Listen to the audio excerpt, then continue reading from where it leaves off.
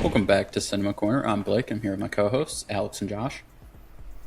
And today we are doing our Cinema Tasks Volume 15. I have the list here because it's been so long. Last time I assigned Blake If Beale Street Could Talk.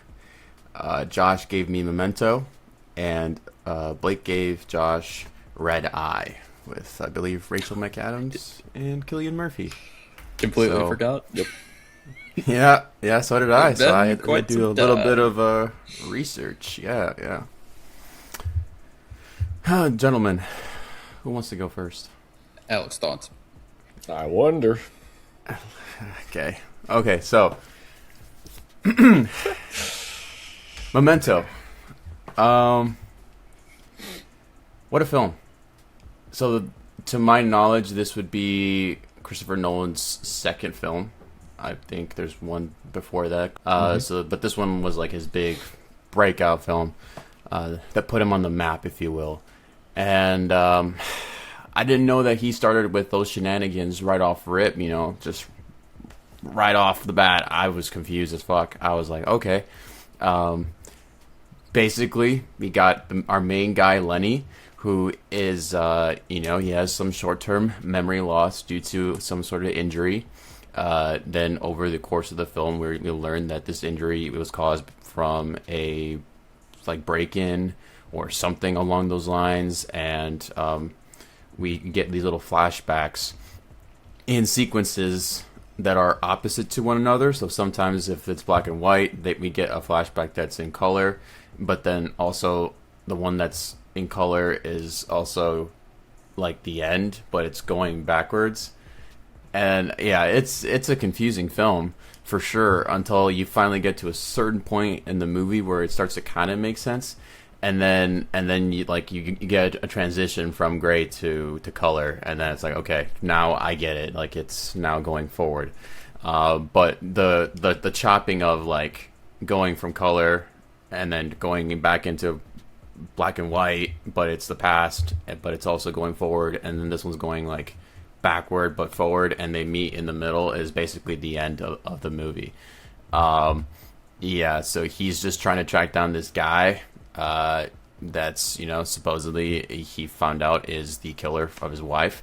We're led to believe it's some dude, James G or something like that, and or Jimmy. And yeah, he can't trust himself, so he takes pictures of things kind of remind him about certain stuff.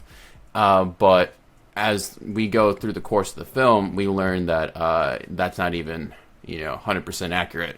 Like, for example, Carrie-Anne Moss, she's in this film, from the Matrix Trinity. She's in this movie. She shows up kind of early, and then we were like, at least how I felt at the beginning, she was like a friend or an ally to him. That's like helping him on his quest to find this guy. And then as we're going forward in the film but backwards, we learn that she's basically using him for her own gain.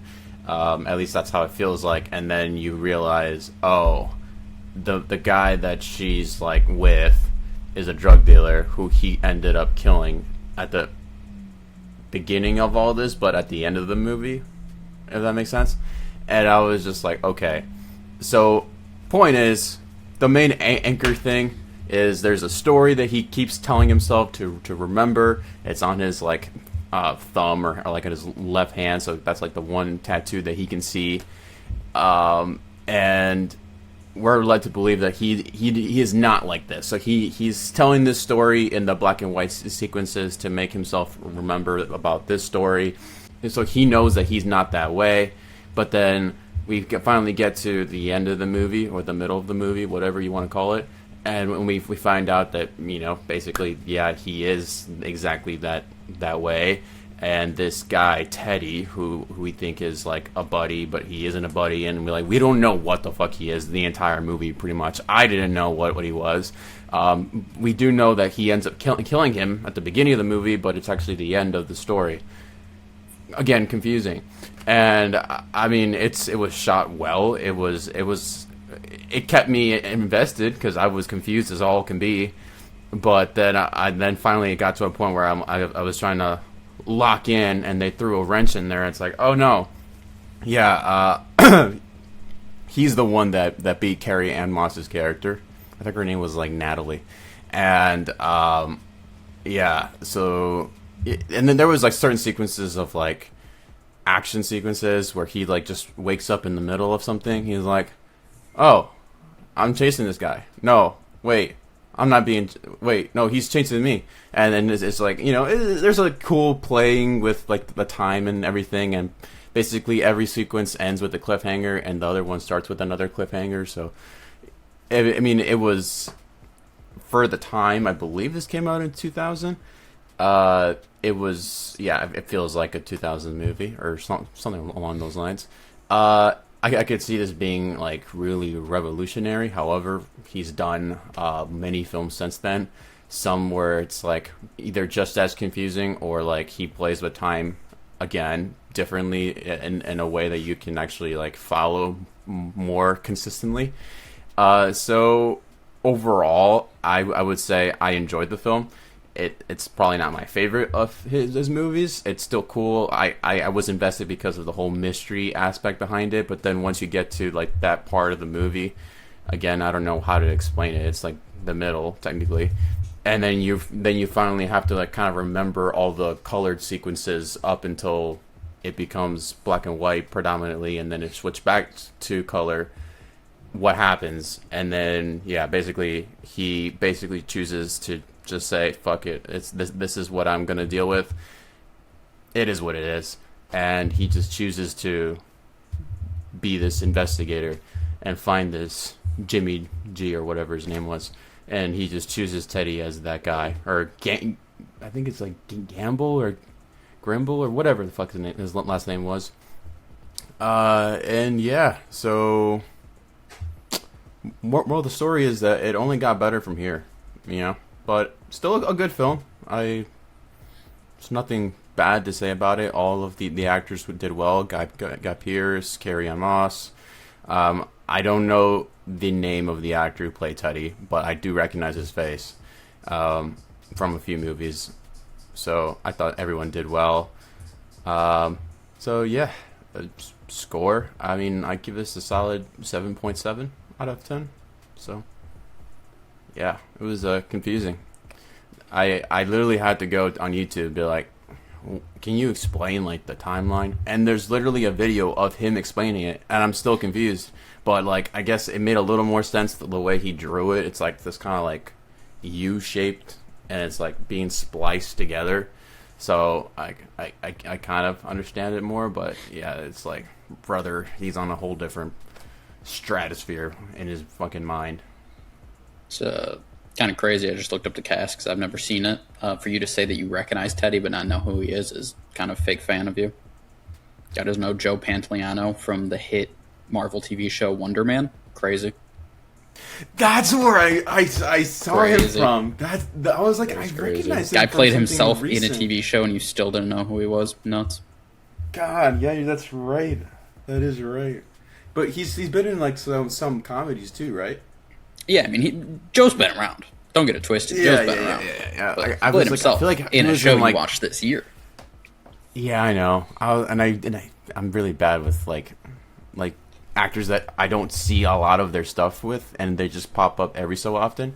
Like, I feel like I saw him in some sort of like the 2010s movies, like comedy movies, like The Other Guys or something along those lines. I feel like he's in like some of those kind of films. I mean, he's the unless I'm just completely wrong. 21 Jump Street, isn't he one of the police people? Yeah. I think, is he the commissioner? No, the commissioner is Ice Cube. No. That's Jump Street. I'm talking about the cops before both of them go to work with Jump Street.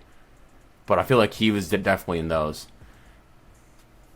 I'm not sure, but yeah, he's definitely been around. But now that you mention it, yeah, he was literally in Wonder Man. It's Bad Boys. He's the cop in Bad Boys. He's their lead detective. Oh, not 21 Jump yeah. Street. See, and we saw that last year or whatever year. I was like, I knew he was yeah. in some kind of cop movie. It's Bad Boys that he's in all of those as the like. Yeah. Yeah. Yeah, because he dies, and yeah, that's the R.I.P.. whole thing. Yeah. Did he clear his name? Hey, I do got a question. Why is Guy Pearce not like still mainstream big tier actor in movies?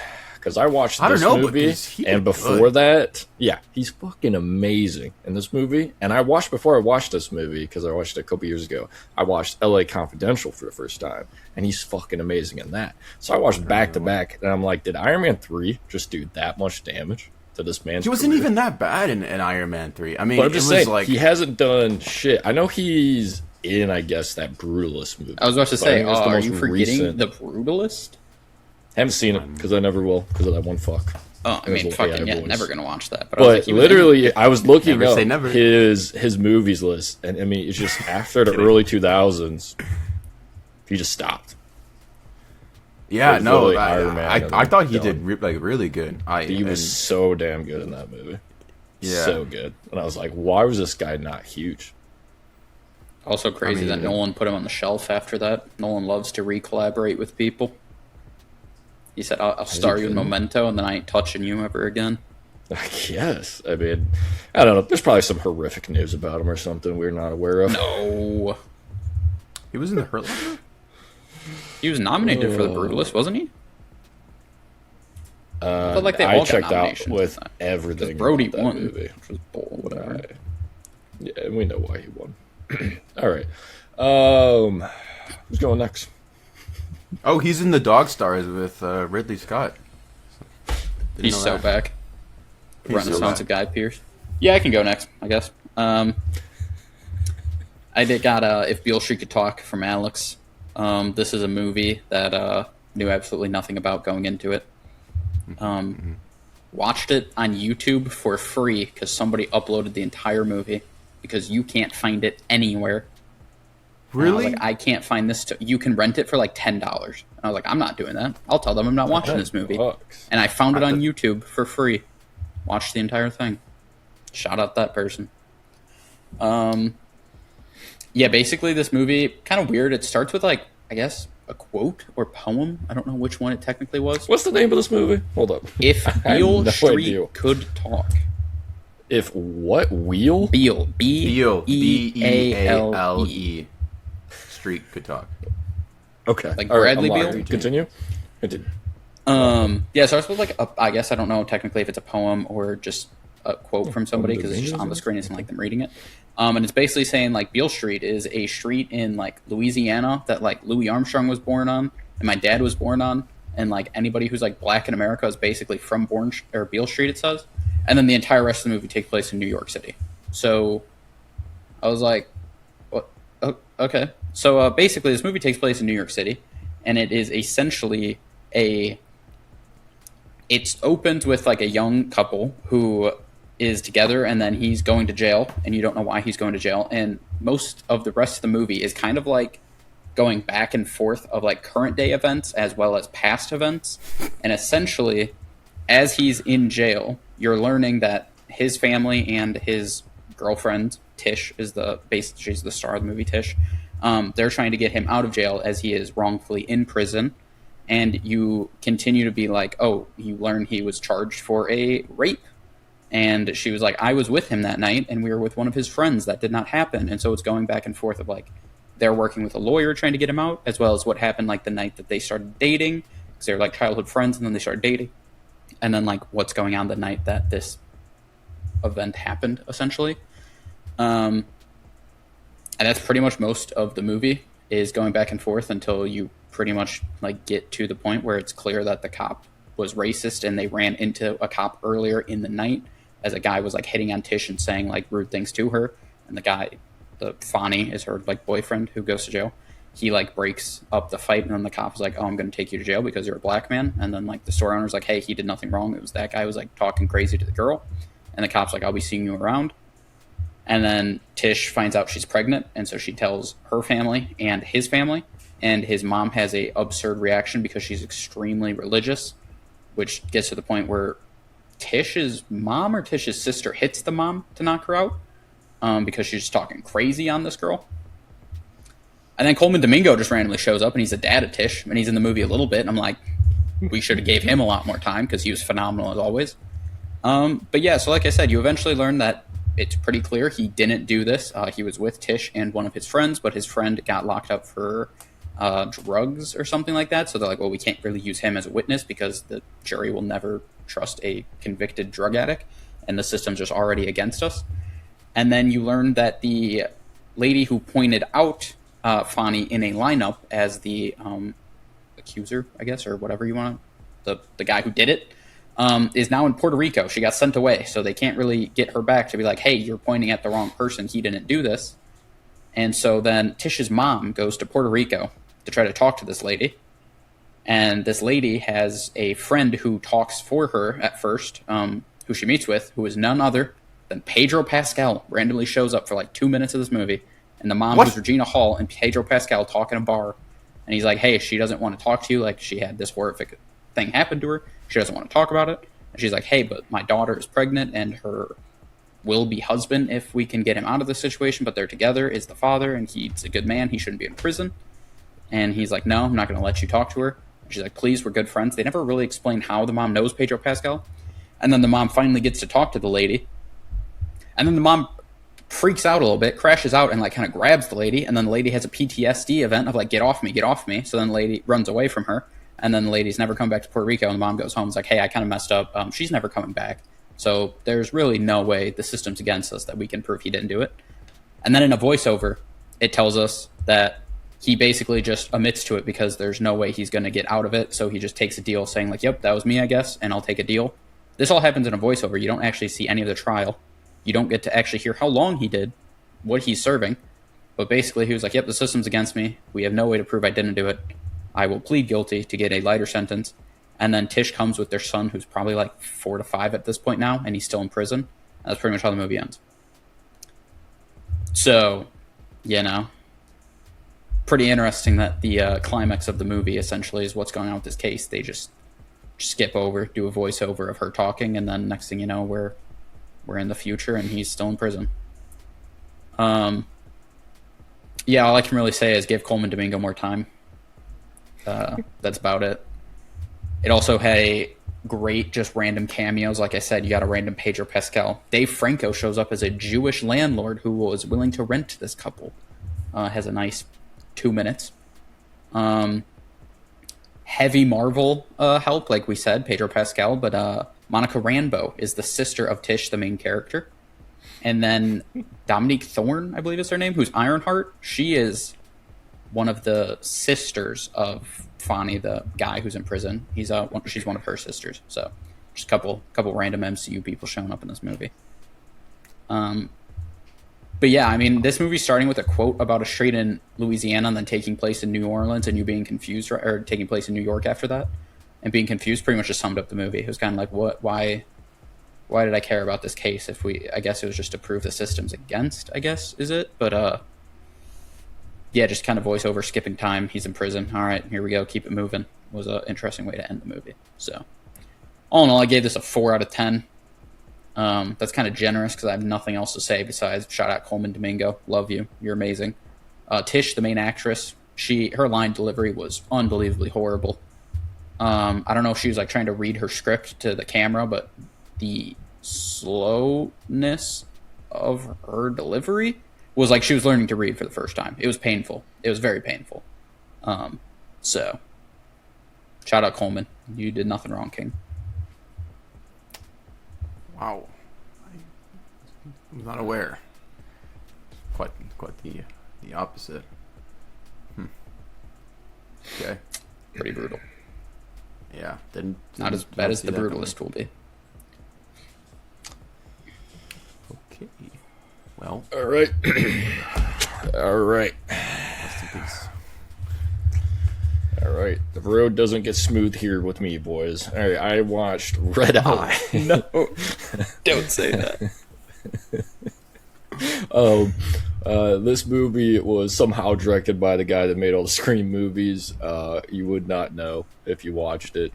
But it's been said, stars a dynamic duo, and really the only two people that really matter in the film at all. It is barely an hour and a half movie. I don't think it even hits the hour and a half mark. So very short movie. But yeah, Red Eye is the movie. It is very 2000s, man. It is just peak 2000s. You get a nice jump scare of when it reminds you that DreamWorks used to make movies that weren't just animated films. And you're like, oh, yeah, this is right. This is why they don't make them anymore. Yeah, it's basically what the plot of the movie is that Rachel McAdams' character, Lisa, she works for a hotel company, and basically Cillian Murphy's job is he's a hitman, and he basically doesn't really kidnap her dad, but basically has a man just sitting outside her father's house and was threatening to kill her father if she doesn't listen to his commands when they are on an airplane together. And this was when airplanes had phones on each seat. So the whole plot of the movie is about using her credit card to use the phone on an airplane that they're sitting next to each other to cause I think it was a senator, to move to a different hotel room so that way another guy can RPG the hotel room. Not sniping, by the way. The whole time you're thinking, oh, they're just going to snipe this guy because it's showing a bow. They're setting up. No, it's a fucking rocket launcher that is going to murder this guy and his family. Okay? So that's the plot. Just such 2000s of what is this bullshit that I'm watching. Not too much to it, and you're just all right, you're just gonna sit here and experience these two characters, and you're gonna assume she eventually wins in the end somehow, and that's what happens. She barely escapes through just a bunch of failed plots until one of them finally works for her to get away from him.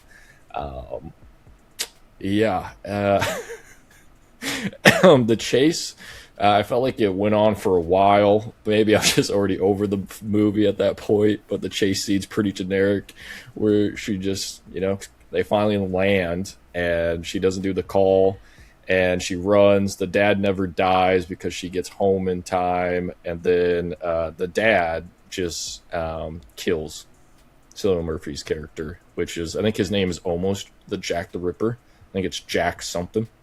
Ripner. Ripner. Yeah. So yeah, it's not too much to this. It's very generic. It is an okay movie. Crazy to say. You're not gonna hate it, I don't think, but it's just okay. I think this was kind of during the time where I feel like Cillian Murphy really wasn't used to his strengths when getting cast into movies and stuff. Because his character's just whatever, very generic terrorist type guy. He has some good scenes in the beginning where he kind of switches it on, where he was flirting with Lisa, and then he just turns into this demon. It's just like, I'm gonna fucking kill your dad if you don't listen to me right now. So that was fun. But once the plane was about getting to land, that's where the movie kind of fell apart for me, and I was over it, and it's only an hour and a half. So I'll give this a 5 out of 10. It's good enough. Don't think it's bad. If it was on the TV, like you're in a hotel room and this is on the TV, you'd probably watch it. But I would never intentionally watch it again. That's crazy. This was cinema. Guy's forgetting. She stabs him in the throat with a pen, and then he steals a lady's slutty little scarf to cover up his cut. It's great. Walking through the airport, can't talk because his throat has a pen in it with a scarf on. I was watching that. I was like, okay. Fire. He Fire. just takes it. What did you watch this last? When? Last year when I was watching 100 movies. Oh, okay. I was Swiping through Netflix, saw Cillian Murphy. I was like, I'm watching this. Yeah, it's a streaming movie, Yeah. It's on it. You can watch it. Like and it's short enough that it's fine. It's fine. Yeah. It was definitely, it was a red box type good movie. 5. It's short enough. It's short enough that you're like, hey, that was a wild ride. Time to move on with my bad life. 5. But If it was 2 hours, I think I would die a little bit. But it's Fair. yeah. Just the All right, RPG well, storyline. yeah, the RPG was fucking Just all of a sudden they're on a hilarious. boat. They just open it up. RPG in there. Just gonna blow up this guy and his family. Like, okay, crazy. Yeah, and then they shoot it off anyways, and the one security guy just gets absolute murks, and they're like, "Well, he's fucking dead." And it's like, okay, all right. Oh, It was an my experience. God. Yeah. All right. Well, since our last game I review, I can assign the movie. Blake, I got you this time. I really game planned for it. I was studying film. I've been noticing a trend that we've been giving you, so I'm avoiding that trend because we going on a different path. All right, we're going on a different path this time. So I'm going to give you this movie. If you've seen it, go fuck yourself, because how have you seen this? It's called True Grit. Which one? In 2010. Has Jeff Oh, okay. Bridges So in- the Matt Damon one with Haley Steinfeld. Yeah. Yeah, I grew up watching the John Wayne one from the Mm-hmm. 60s. I watched that every year. So I haven't technically, I technically haven't seen it because I haven't seen that reboot version of it. Yeah. Josh Brolin? No, Jeff Bridges. Yeah. Jeff Bridges and Josh Brolin's in it. Oh, Yeah, I was gonna say, yeah, I'm pretty sure he's in it too. I've never heard of this movie. I know it's But I'm definitely just Matt like, Damon and Haley Steinfeld was girl, but yeah. Yeah, But so it's I on haven't seen the streaming reboot for you. version. I haven't seen the reboot version of it.